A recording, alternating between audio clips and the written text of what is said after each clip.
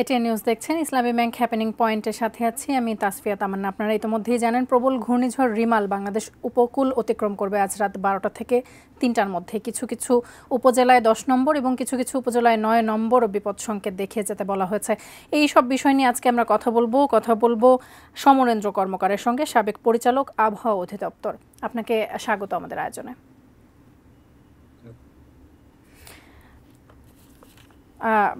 আমরা জানি যে আজ রাত 12টা থেকে 3টার মধ্যে উপকূলে আঘাত হানতে পারে ঘূর্ণিঝড় রিমাল। আমরা এই বিষয়গুলো নিয়ে তার সঙ্গে কথা বলবো। তার আগে একটু আমরা আমাদের বিভিন্ন উপজেলার খবরাখবর রাখবো আমাদের প্রতিনিধিদের মাধ্যমে। খুলনাতে যেতে চাই। খুলনা থেকে আমরা যুক্ত হব পলাশচন্দ্র ঢালির সঙ্গে। সেখানকার অবস্থা আমরা জানবো। সেখানে 10 নম্বর মহাবিপদ সংকেত দেখিয়ে যেতে বলা হয়েছে। পলাশচন্দ্র ঢালি, এই মুহূর্তে খুলনার কি অবস্থা বিস্তারিত জানাবেন। জনমানব আসলে কতটুকু সতর্ক হয়েছে এই মহাবিপদ সংকেত দেখিয়ে যাবার পরে? আমরা সকাল থেকেই জানাচ্ছিলাম যে ঘূর্ণিঝড় রেমালের যে প্রভাবে গুড়ি গুড়ি বৃষ্টি এবং আকাশ মেঘাচ্ছন্ন রয়েছে, মাঝে মাঝেই দমকা বাতাস, সেটা আমরা সকাল থেকেই জানাচ্ছিলাম। এই মুহূর্তে যেহেতু আপনি জানেন যে 10 নম্বর সংকেত, মহাবিপদ সংকেত, সেটি চলছে। এর যে প্রভাবে এখন উপকূলীয় অঞ্চলে কিন্তু একেবারে মেঘাচ্ছন্ন এই মুহূর্তে রয়েছে এবং দুর্যোগের পূর্ব প্রস্তুতি হিসেবে কিন্তু বিভিন্ন এলাকায় মাইকিং করা হচ্ছে এবং সেখানে সাধারণ মানুষদেরকে সচেতন করা হচ্ছে। এখানে ইউনিয়নের যে দুর্যোগ প্রস্তুতি যে কর্মসূচি রয়েছে তার আওতায় বিভিন্ন এখানে স্বেচ্ছাসেবক তারা কিন্তু এই প্রচার প্রচারণা চালাচ্ছেন এবং জনমানুষকে তাদের সচেতন করছেন। একটু কথা বলতে চাই, আপনারা কখন থেকে এটা করছেন এবং কেন করছেন যদি বলেন। আমরা গতকালকে থেকে এটা শুরু করেছি। গতকাল সকাল থেকে যখন জানতে পেরেছি বা কয়েকদিন ধরেই টিভির সংবাদ দেখছি যে রুমেল আমাদের এলাকায় আঘাত হানতে পারে, সেই কারণেই আমরা খুলনার উপকূলীয় উপজেলা বটিয়াঘাটার গঙ্গারামপুর ইউনিয়নের চেয়ারম্যান এবং ফায়ার সার্ভিসের সহযোগিতায় বেসরকারি উন্নয়ন সংস্থা লোকজ এবং স্থানীয় সিপিপি যারা আছে সবাই মিলে আমরা প্রচার পরিচালনা চালাচ্ছি যাতে জনমালের ক্ষয়ক্ষতি কম হয়, তারা নিরাপদ আশ্রয় যেতে পারে এবং তারা স্বাচ্ছন্দ্যে এই দুটো দিন কাটাতে পারে। ধন্যবাদ তাসফিয়া। যেমনটি শুনছিলেন যে এই দুর্যোগ পূর্ব প্রস্তুতি হিসেবে যেহেতু 10 নম্বর মহাবিপদ সংকেত চলছে, সে কারণে কিন্তু স্থানীয় ইউনিয়ন পরিষদের যে পক্ষ থেকে এবং এই এলাকার যে স্বেচ্ছাসেবক যারা আছে তারা এই দুর্যোগের ঝুঁকি প্রশমন করার জন্য তারা কিন্তু এই প্রচারণা চালাচ্ছেন এবং মানুষকে সচেতন করছে। আমার কাছে এখন পর্যন্ত আপনি দেখতে পাচ্ছেন আকাশ কিন্তু মেঘাচ্ছন্ন, মাঝে মাঝে দমকা বাতাস চলছে। এই মোটামুটি খুলনার অবস্থা। এর পরবর্তীতে আমরা জানাবো যে খুলনার প্রতি মুহূর্তে যে কি অবস্থা হয় সে বিষয়ে আমরা আপনাদেরকে জানিয়ে দেব। এই ছিল আমার কাছে। অসংখ্য ধন্যবাদ আপনাকে আমাদের সাথে যুক্ত হবার জন্য। দর্শক, আমাদের সঙ্গে একজন গেস্ট ছিলেন। আমরা শুরুতেই যেমনটি বলছিলাম এই বিষয়টি নিয়ে আমরা কথা বলবো তার সঙ্গে। সমরেন্দ্র কর্মকার, সাবেক পরিচালক, আবহাওয়া অধিদপ্তর, তার সঙ্গে এই দুর্যোগ নিয়ে একটু কথা বলবো। রিমাল ঘূর্ণিঝড়ের আতঙ্কে এই মুহূর্তে দেশবাসী। কিছু জায়গায় 10 নম্বর এবং কিছু জায়গায় 9 নম্বর বিপদ সংকেত দেখিয়ে যেতে বলা হয়েছে। জনসচেতনতা আসলে কতটুকু আমরা জনগণকে সচেতন করতে পেরেছি এবং অন্যান্য প্রস্তুতি কতটুকু, এই বিষয়ে বিস্তারিত একটু জানতে চাই। আমি মনে করি সরকারের তরফ থেকে আপনার এই ব্যাপারে যথেষ্ট ভূমিকা নেওয়া হচ্ছে এবং হয়েছে, কারণ এটা দুর্যোগ ব্যবস্থাপনা মন্ত্রণালয় থেকে করা হয়, আবহাওয়া অফিস ফোরকাস্ট দেয়। এবং আমি অলরেডি দেখেছি আপনাদের টিভিতে যে অলরেডি আপনার মিটিং একটা চলতেছে, বড় ধরনের মিটিং যেটা হয়ে থাকে ডিজাস্টার কমিটির মিটিং। তো সেখানে আপনার সিপিপি, সাইক্লোন প্রিপেয়ারনেস প্রোগ্রামের ভলান্টিয়ার আছে প্রায় 66,000-এর মতো এবং তারা অলরেডি সচেতন, যেটা আপনার এই টেলিভিশনে আমি দেখলাম যে তারা মাইকিং করতেছে এবং বিভিন্ন জায়গায় আপনার তারা খবর এবং লোককে কিভাবে নেওয়া হবে কি বলে শেল্টারে, সেই শেল্টারও 4,000-এর মতো আপনার মানে অলরেডি প্রিপেয়ার করা হয়েছে, এটুকু আমি খবরে দেখেছি।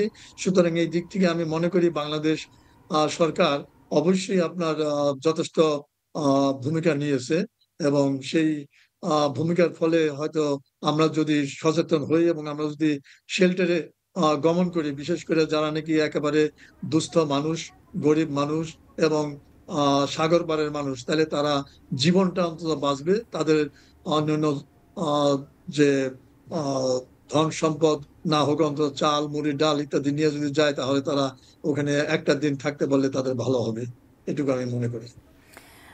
সিডর বা আইলার মতন কি এটি ভয়াবহ হতে পারে কিনা? দেখেন, সিডর ছিল অত্যন্ত ভয়াবহ, এবং আমার লাস্ট সাইক্লোন ছিল 2007 সালে নভেম্বরের 15 তারিখে, এবং সেটা ছিল আপনার 250 কিলোমিটার মতো উইন্ড স্পিড ছিল আপনার। সে তখন মধ্য বঙ্গোপসাগরে ছিল, এবং যখন হিট করে তখন আপনার একটু দুর্বল হয়ে যায়, এবং তখনও রেকর্ড হয়েছে খেপুপাড়াতে আপনার 222 kilometre per hour wind speed. আর আরেকটা যেটা বললেন আইলা, আইলাটা ছিল এমন একটা সময়, যে সময়তে আপনার 10 নম্বর দেওয়া যায় না, কারণ ও অলরেডি আপনার সিভিয়ার সাইক্লোন হয়েছে কোস্টে উঠে, কোস্টে এবং সমুদ্রের মধ্যে এই অবস্থায়, মানে জয়েন্ট যে জায়গাটা, সেখানে আমি যতটুকু মনে পড়ে, তো তখন আমি অবশ্য ছিলাম না, কিন্তু আমি যেটুকু টিভিতে দেখেছি তাতে আহ আইলা আপনার সিভিয়ার সাইক্লোন হওয়ার জাস্ট মুহূর্ত পর্যন্ত আপনার ফোরকাস্ট সেইভাবে আপনার দেওয়া হয়নি, কারণ যেহেতু অ্যাট দি মানে ল্যান্ড পয়েন্ট টাইম এটা আপনার সিভিয়ার সাইক্লোন হচ্ছে, সুতরাং 10 নম্বর সিগন্যাল রেজ করতে পারেনি। তারপর আমি বলবো যে সেটাতে আপনার যা ফোরকাস্ট ছিল মোটামুটি ভালোই ছিল, তবে সমস্যাটা হয়েছিল যে একটা বাঁধ ভেঙে আপনার সমস্ত এরিয়া আপনার তলিয়ে গিয়েছিল, যার জন্য ফসল হইতে আরম্ভ করে সবকিছু ধ্বংস হয়ে গেছে, এবং তার রেশ বোধহয় এখনো আছে। আর এইটা তত আহ, শক্তিশালী না হলো প্রায় কাছাকাছি, কারণ 120 থেকে 130 কিলোমিটার উইন্ড স্পিড হতে পারে, এবং এটা কম নয় একটা সাইক্লোনের। সুতরাং তাতে আপনার বেশ ক্ষয়ক্ষতি হওয়ার সম্ভাবনা আছে, গাছপালা, বাড়িঘর, বিশেষ করে কাঁচা ঘর বাড়ি, এগুলি আপনার ধ্বংস হওয়ার সম্ভাবনা খুব বেশি। অতএব ওখানে যারা জনসাধারণ আছেন তাদের সবারই সচেতন হয়ে শেল্টারে যাওয়া উচিত, আজকে রাত্রিটা অন্তত শেল্টারে থাকা উচিত তাদের, এবং তাহলে তারা তাদের জানমাল ইত্যাদি বাঁচাতে পারবে বলে আমি মনে করি, এবং জীবনও বাঁচাতে পারবে। পূর্ণিমার কারণে কি এবারে জলোচ্ছ্বাসের উচ্চতা কিছুটা বেশি হতে পারে কিনা? এখন এটা আমার ঠিক আমি এই মুহূর্তে বলতে পারবো না, কারণ হাই টাইডটা কখন, যদি আপনার ল্যান্ডফলের সময় হাই টাইড হয়, তাহলে 3 থেকে 4 ফিট, ইভেন 5 ফিট উঁচু পানি আরো বেশি হবে। অর্থাৎ বায়ুতাড়িত যেটা আর কি, সেটা আপনার 8 থেকে 10 ফিট দিয়েছে বাংলাদেশ আবহাওয়া অধিদপ্তর, তাহলে তার সাথে আরো আপনার 4 থেকে 5 ফিট, অর্থাৎ 15 ফিটের মতো উঁচু পানি হতে পারে, যদি নাকি টাইট টাইমে আপনার এটা ক্রস করে। সেই টাইট টাইমটা আমার কাছে এই মুহূর্তে আমার তো জানা নাই, কারণ আমি সেটা বলতে পারবো না। অতএব এইটা আপনার আবহাওয়া অফিস বলতে পারবে যে টাইট মানে হাই টাইড কখন। হাই টাইডের সময় যদি হয়, তাহলে আপনার জলোচ্ছ্বাস 4 থেকে 5 ফিট বেশি বেড়ে যাবে। আমরা একটা ছোট্ট বিরতি থেকে ফিরে এই বিষয়গুলো নিয়ে আরও আলোচনা করব। দর্শক, ইসলামী ব্যাংক হ্যাপেনিং পয়েন্টের সময় হলো একটি বিরতি নেওয়ার, আমাদের সাথেই থাকুন।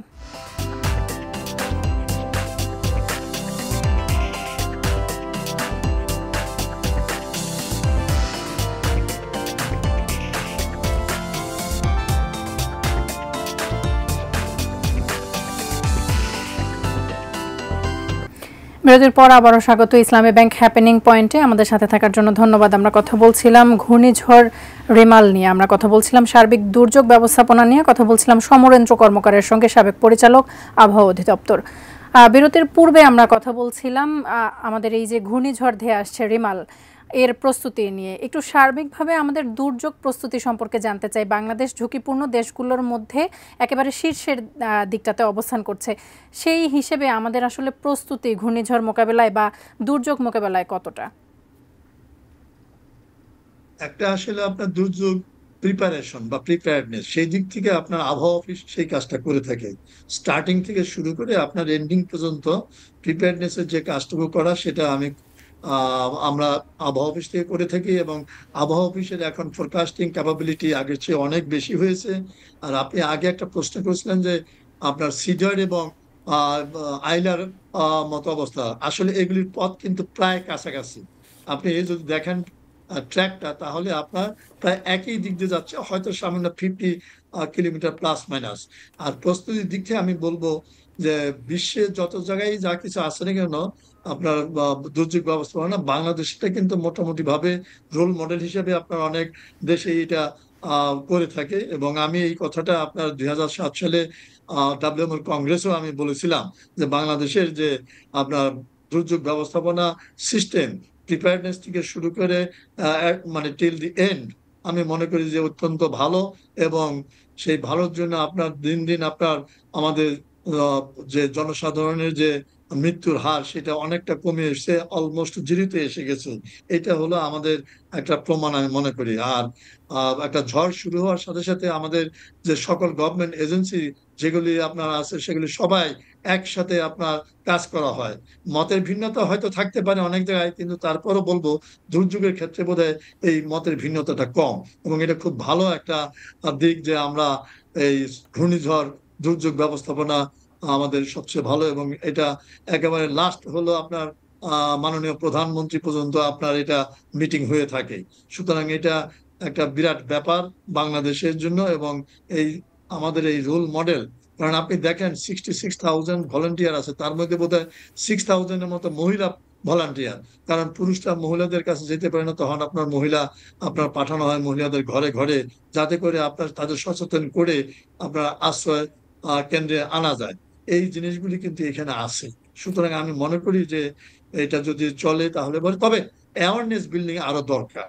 আমাদের সচেতনতা বোধ যাতে আরো বাড়ে, এই জন্য বছরে 2 থেকে 3টা কোস্টাল এরিয়াতে আপনার আবহাওয়া অফিস, দুর্যোগ ব্যবস্থাপনা ব্যুরো এবং দুর্যোগ ব্যবস্থাপনা ডিপার্টমেন্ট এবং দুর্যোগ ব্যবস্থাপনা যে মন্ত্রণালয়, এই সমন্বয়ে এবং সেই সাথে যেহেতু আবহাওয়া অফিস আপনার ডিফেন্সের আন্ডারে, ডিফেন্স মিনিস্ট্রি সহ এই 2টা মিনিস্ট্রি এবং 2টা ডিপার্টমেন্ট একত্রে আপনার কিছু সচেতনামূলক কাজ আপনার করতে পারে, যাতে পাবলিককে আপনার মোটিভেট করতে পারে যে দুর্যোগ আসলে কেমন হয়। অনেকে একটা ধারণা থাকে যে আরে ঘূর্ণিঝড় আসবে তো অনেক সময় তো আসে না, না আসুক, তারপরে যদি আমাদের প্রস্তুতি থাকে যে হ্যাঁ আমরা prepare to save our life, তাহলে আমার মনে হয় যে সেটা সবচেয়ে ভালো এই সচেতনতা বোধটা আপনার তৈরি করা। এটা একান্ত দরকার। এবং প্রতিটা সিজনে আপনার মার্চ এপ্রিল মে আর হলো অক্টোবর নভেম্বর, অন্তত 2টা সিজনে আপনার বাংলাদেশে এটা সর্বদাই করা উচিত বলে আমি মনে করি। আপনি যেমনটি বলছিলেন যে আমরা আসলে জনমানবকে সেই অর্থে সচেতন করতে পারিনি। বিভিন্ন সময় দুর্যোগের যখন আমরা সতর্ক সংকেত দেখিয়ে থাকি, সেই সময়গুলোতেও দেখা যায় যে আমাদের দেশের মানুষেরা আসলে আতঙ্কিত হবার বদলে উৎসাহিত হয়ে যায়। যেমনটা আমরা আজকে সকাল থেকে কক্সবাজারে আমাদের প্রতিনিধির মাধ্যমে দেখছিলাম যে এখন পর্যন্ত কক্সবাজার উপকূল থেকে লোকজনকে সরানো যায়নি। এই জন্য আসলে সরকার কতটুকু কঠোর ব্যবস্থায় আসতে পেরেছে বা জনগণকে সতর্ক করার জন্য আসলে আমরা কতটুকু কঠোর হতে পেরেছি? এইটা এইটা ব্যাপারে মন্তব্য আসলে খুব কঠিন ব্যাপার। তারপর আমি বলবো জনসাধারণ যারা অন্তত ঝুঁকিপূর্ণ এলাকাতে আছে তাদের অন্তত সরে যাওয়া উচিত, এটুকুই আমি বলবো। আহ, ধন্যবাদ। এছাড়া আরও একটু জানতে চাই যে বাংলাদেশ এখন ভূমিকম্পের 7 মাত্রায় ভূমিকম্পের আশঙ্কায় রয়েছে। ভূমিকম্পের কোনো পূর্বাভাস আসলে আমরা পেয়ে থাকি না। সেই ক্ষেত্রে ভূমিকম্পের জন্য আমরা আসলে কতটুকু প্রস্তুতি গ্রহণ করতে পেরেছি ভূমিকম্প মোকাবেলার জন্য? দেখেন, ভূমিকম্প মোকাবেলায় এটা প্রস্তুতি করাটাই ভালো, প্রস্তুতি রাখাটা ভালো। কারণ আগে আপনি যদি চিন্তা করেন তাহলে আমাদের শুধু আমবাগানে আপনার ভূমিকম্পের অবজারভেটরি ছিল। এখন কিন্তু প্রায় 10 থেকে 12টা জায়গায় আপনার বাংলাদেশে আপনার ভূমিকম্প অবজারভেশন রয়ে গেছে, কিন্তু আমরা ফোরকাস্ট দিতে পারি না। ফোরকাস্ট কিন্তু পৃথিবীর কোথাও দিতে পারে না। হ্যাঁ, কোথাও কোথাও আপনার মনে করেন চীনে চীনে করে কি আপনার প্রাণী ঠানির ইত্যাদি বিভিন্ন মুভমেন্ট দেখে আপনার অনেক সময়তে ফোরকাস্ট দিয়ে থাকে, কিন্তু দ্যাট ইজ নট প্র্যাকটিক্যাল। সেটা আপনার হতেও পারে, নাও হতে পারে।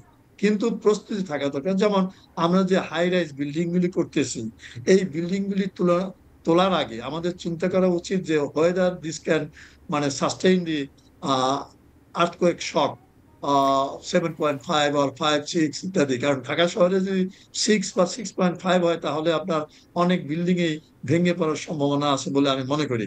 সেই দিক থেকে সচেতন হওয়া আরো দরকার এবং সরকারেরও এই ব্যাপারে নজর রাখা দরকার। যাদেরকে আপনার বিল্ডিং তৈরি করার পারমিশন দেয় সেখানে এই যেটাকে বলে হলো আপনার ভূমিকম্পের কোড ব্যবহার করছে কিনা, বিল্ডিং কোড যেটা আর কি, সেই বিল্ডিং কোড মেনে চলা উচিত। নয়তো আমরা বিপদের সম্মুখীনই হব 20 তলা 15 তলা 10 তলা বিল্ডিং তৈরি করে। সেই দিক থেকে সচেতন হওয়া দরকার একান্ত ভাবে।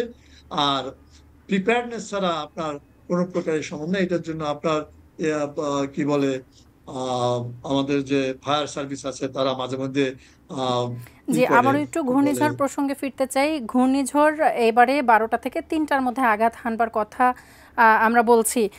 সেক্ষেত্রে কি প্রস্তুতিতে আমাদের কিছু ভাটা পড়বে কিনা, কিংবা এই মাঝরাতে হবার কারণে কি আসলে আমাদের কোনো অসুবিধায় আমরা পড়তে পারি কিনা, কিছুটা বিপাক মাঝরাতে আমরা। সাধারণত এটা হতে পারে, তবে মাঝরাতের আগেই আপনার সন্ধ্যার আগেই আপনার আশ্রয়স্থলে যাওয়া উচিত বলে আমি মনে করি। কারণ মাঝরাতে স্বাভাবিকভাবে আপনার যদি পূর্ণিমা থাকে, তারপরও আপনার রাস্তাঘাট ইত্যাদি যে এত মানে খারাপ অবস্থা আমাদের কোস্টাল এরিয়াতে, সেগুলি পার হয়ে আপনার মানুষের যাওয়া বড় কষ্ট হতে পারে। তবে ভলান্টিয়ার যারা আছে তারা যদি সেইভাবে সাহায্য করে তাহলে আমার মনে হয় যে তারা ইজিলি যেতে পারে। কিন্তু এটা সন্ধ্যা হওয়ার আগের থেকেই প্রস্তুতি নেওয়া উচিত, চলে যাওয়া উচিত বলে আমি মনে করি। শেষ প্রশ্ন একটু জানতে চাই যে ঝুঁকিপূর্ণ দেশ হিসেবে আমাদের আশ্রয় কেন্দ্রগুলো পর্যাপ্ত কিনা। আশ্রয় কেন্দ্র আরো দরকার, এটা পর্যাপ্ত বলা যায় না। কারণ আছে আমাদের মোটামুটি আগের চেয়ে বাড়ছে হয়তো, কিন্তু তারপর আমার মনে হয় যে আরো কিছু আশ্রয় কেন্দ্র করা দরকার। এরপরে আরেকটা জিনিস হয়েছে, সেটা হলো আগে যে আশ্রয় কেন্দ্রগুলি ছিল সেগুলি আপনার কাছাকাছি আপনার সমুদ্র ছিল। সমুদ্র কিন্তু তার চেয়ে কোনো কোনো জায়গায় অনেক দূরেও চলে গেছে, এরকম ধরনের কিছু ঘটনা ঘটছে। সেগুলি আপনার পার হয়ে মনে করেন আগে ছিল 5 কিলোমিটার, এখন তো 10 কিলোমিটার ডিস্টেন্স হয়ে গেছে। সুতরাং তাদের লোক জনসাধারণের এতটা পথ হেঁটে এসে সেখানে আপনার যানবাহন কতটুকু আছে আমি জানি না, তবে খুব ভালো পর্যায়ে আছে বলে আমার মনে হয় না কোস্টাল এরিয়াতে। সুতরাং জনসাধারণ আসতে হলে সেই সময়টা দিতে হবে, এবং যার জন্য কোস্টের কিছুটা কাছাকাছি হলো আপনার এই নতুন আশ্রয়কেন্দ্র তৈরি করা দরকার। আর আশ্রয়কেন্দ্র যত বেশি হবে মানুষের আস্থা তত বাড়বে, এবং সেখানে সব জায়গায় আপনার জেন্ডার ইস্যুটা থাকা দরকার, একান্ত ভাবে থাকা দরকার জেন্ডার ইস্যু। যদি জি, জেন্ডার ইস্যু না থাকে তাহলে আপনি মহিলাদেরকে কোনো প্রকারে আনতে পারবেন না। কারণ দেখা গেছে কোনো কোনো আপনার আশ্রয় কেন্দ্রে পুরুষ এবং মহিলা প্রায় কাছাকাছি লেগেছে, এর মধ্যে হয়তো গর্ভবতী মাও আছে।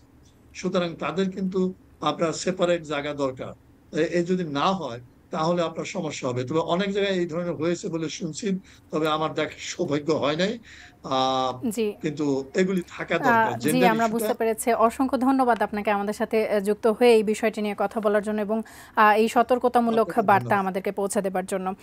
দর্শক, ইসলামী ব্যাংক হ্যাপেনিং পয়েন্টে আজ আমরা কথা বলছিলাম থ্যাংক ইউ। সমরেন্দ্র কর্মকারের সঙ্গে, সাবেক পরিচালক, আবহাওয়া অধিদপ্তর। কথা বলছিলাম দুর্যোগ এবং এর প্রস্তুতি সম্পর্কে, দুর্যোগ মোকাবেলার প্রস্তুতি সম্পর্কে কথা বলছিলাম। আগামী কোনো পর্বে কথা হবে অন্য কোনো বিষয় নিয়ে। সে পর্যন্ত সঙ্গেই থাকুন, দেখতে থাকুন এটিএন নিউজ।